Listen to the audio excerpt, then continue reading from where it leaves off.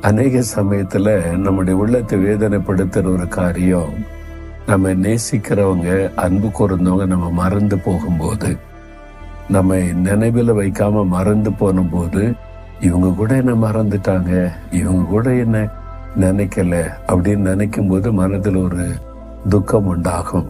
அந்த மாதிரி துக்கப்பட்டிருக்கிறீங்களா?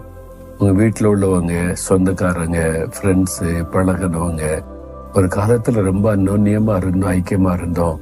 இப்போ அவங்க எல்லாம் எங்களை மறந்துட்டாங்க, அவங்க பெரிய ஆள் ஆயிட்டாங்க, வசதி ஆயிட்டாங்க, நாங்க கஷ்டப்பட்டு போன எங்களை நினைக்கிறதே இல்லை அப்படின்னு நினைக்கும் போதே மனசுக்குள்ள ஒரு சோர்வும் ஒரு வேதனையும் உண்டாகும். யார் உங்களை மறந்து போனாலும் உங்களை நினைவில் வைத்திருக்கிற ஒரு தேவன் இருக்கிறார். கர்த்தர் நம்மை நினைத்து இருக்கிறார். பரலோகத்தின் தேவன் நம்மை சிருஷ்டித்தவர். நீங்க வாழ்ந்திருந்தாலும் சரி, தாழ்ந்திருந்தாலும் சரி, கஷ்டமா